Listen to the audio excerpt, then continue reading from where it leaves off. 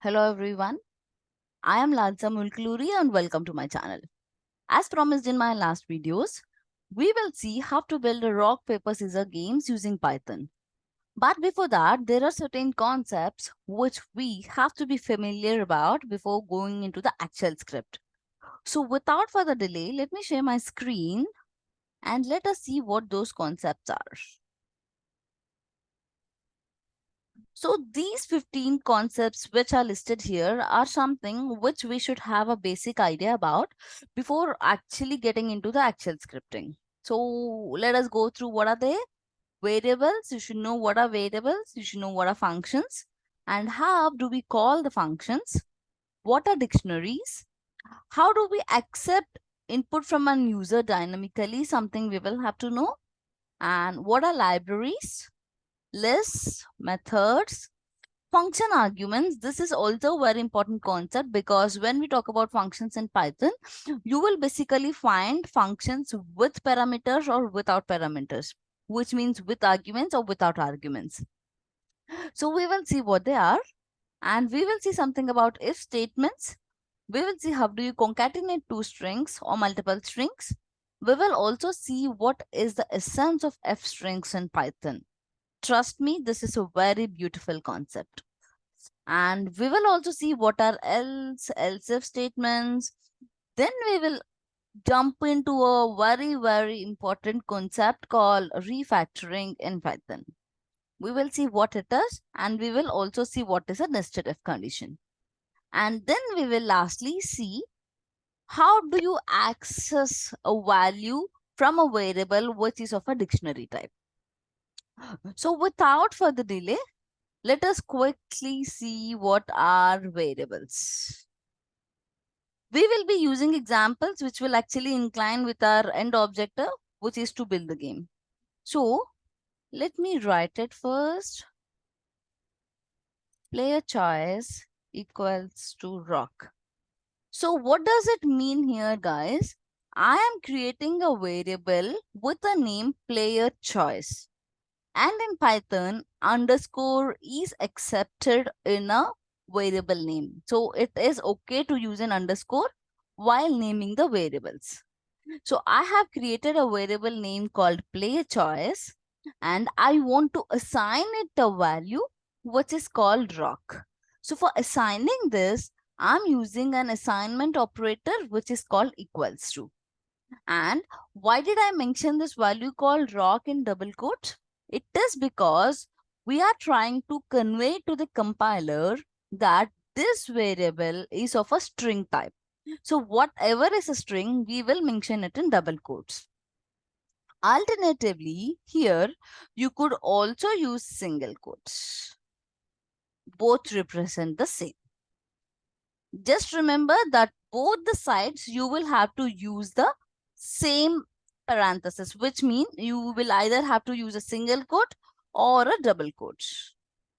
So now we have created a variable which is called player choice.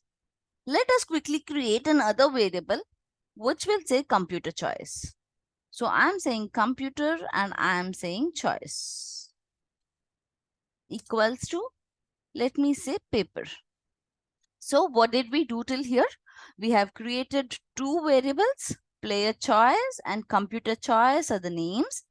We have used an assignment operator called equals to, and for player choice, we have passed a variable as rock. We have kept it in double quotes because it is a string. And same with the computer choice, we have passed a variable as paper, which is embedded within double quotes because it is a string. Now, we will quickly see how to print it. So there are some keywords in Python which will help you print. So I will just say print. I will open a parenthesis and I will simply call the variable here. As soon as you see, guys, once I type the letter P, it is prompting me with all of these options. This is called an IntelliSense property through which the compiler is trying to predict what you would want to or what you might want to print. Okay, so for now, this is player choice. So let us quickly run and see what is going to be the output of this. So as you see, when I executed the program, the player choice, the value rock is printed. So this is the concept of variables, and this is as simple as that. You can just type in your variable name, use an assignment operator, and pass in the variable value. So that is about variables. Now let us see what are functions. So if I come back, let me remove this. Now what I will do is, these two statements, guys, I will try to keep it in a function. A function is nothing but it holds lines of statements together. So let me show you what I mean. So how do you create a function in Python? You first have to define a function using the keyword called def. Def is the keyword for creating a function. And assume that I'm creating a function called get choices. So what is this here? My function name is get choices. So remember, whenever you're trying to create a function in Python, you should always have an opening and closing parenthesis followed by a colon. This is the syntax. And also, you will have to define the function. That is why we are using a keyword called def. This means defining a function. And now what we have to do is, this brings me to one important concept here, guys. It is called indentation. So in Python, indentation is very, very, very important, and it is the backbone of Python programming. So what do you have to do?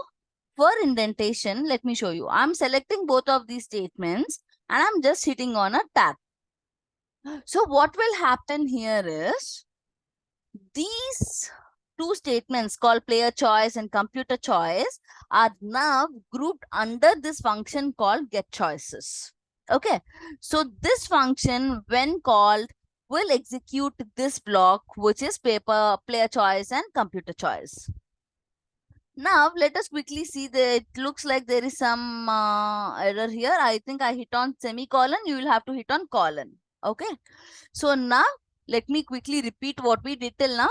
So we created a function called get choices. So a function should always have an open parenthesis and a closed parenthesis followed by a colon. And you have to define this function first. So we have opted for the keyword called def, which is a Python reserved keyword,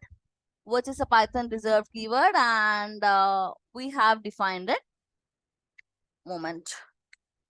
So in the next step, since indentation concept is very, very important when it comes to Python, what did we do?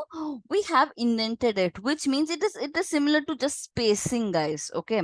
So you got to space something. So when you just bring these two statements, when you indent them, it means that within this function, these two will be the body of the function. Okay. Now what am I going to do? I will simply come here, hit a tab, and I will say return, and I will say player choice. So how is it prompting all of these options? Python compiler is using a property called IntelliSense, INTELLISENSE, through which it is predicting something. So I'm trying to say, suppose return player choice. So now what is happening? It will have, what does this return function do? It will try to return the output of this to the function. So now what are we trying to do? We are trying to return something called player choice. So the name called rock has to be returned. Okay. But before that, one important thing to remember here is, the return statement will hold the value in the memory of the compiler. That's all. To access it again, we will need some variable. Okay. So what I will do, I will create another variable called result, and we will use this variable called result to save the value. Okay. So now what will we do? This is all about, functions. So let us quickly recap what is a function first. So function is this which will contain pieces of code which is combined in one particular group. So here my get choices has these 3 lines of code and it is embedded in a function named get choices. Now, the next concept we will see is how to call this function. So one important thing to remember in Python is any function will not work till you are calling it. So calling a function is as important as defining a function.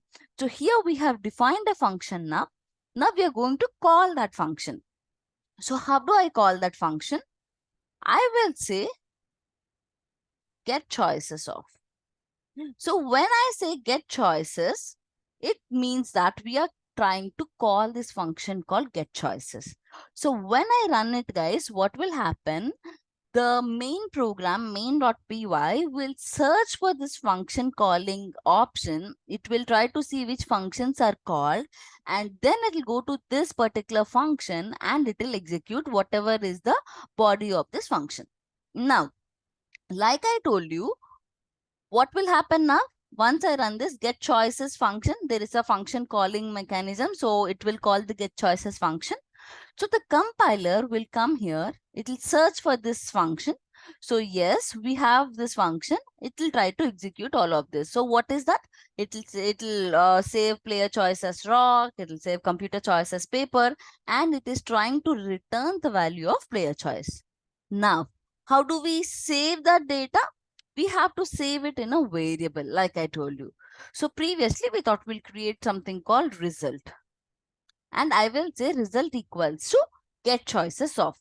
So what am I trying to do here? Whatever is the value which has been returned by this function, I'm trying to save it in a variable called result. And then what am I doing? We will quickly print it. So I will say print and I will say result. So one thing you have to remember when we are printing a variable is if you are giving it in double quotes, say suppose, let me show you what the result would be. So what is it printing? It is printing the word called result. Why? Because we are telling the compiler that we are passing a string variable and print it exactly. So whatever is in double quotes or single quotes will be printed as it is. But now in our case, what do we want to print? We want to return or print the player choice. And so what we will have to do? We will have to remove the double quotes. Now if you see, this is a variable, the result variable, and now it is going to print the actual result which we are looking for. So let me clear this so that you will be able to see it clearly. Okay. So now if you come here and see, this is the previous output. And now if you come here and see, it has printed rock. Because, yes, so I do not find a clear option. We'll have to do something with the settings. Okay, forget about it. So now if you see, it has printed the value called rock because we are passing the variable called result and we are asking the compiler to print the variable alone. And that is how we got this output. Now, we are done with the 3 concepts. What are variables, what are functions, and how do you call a function? So let us quickly revise before we close it. So what is a variable? A variable is something which will hold a value, which will vary from time to time during the scope of for your program. So here we have created 2 variables, player choice, which is rock, and computer choice, which is paper. And we have assigned the values using an assignment operator, which is an equals to. Then we are using a keyword which is called return to return the value of player choice variable. Okay. Now we thought to embed all of this in one function. So how do you create a function in Python? Using the keyword called def. You got to define the function first. So we are defining it using the keyword called def and you got to give your function name. followed by an opening and closing parenthesis with a colon. And then we saw about one important concept called indentation in Python. In Python, indentation is everything. So, what does indentation mean? Aligning the code in such a way that all of this will come under the get choices function body. So, we have indented these pieces of code, and one important thing which we have discussed is you defining a function is one aspect, and any function would work only once you call it. So you're calling the function get choices here.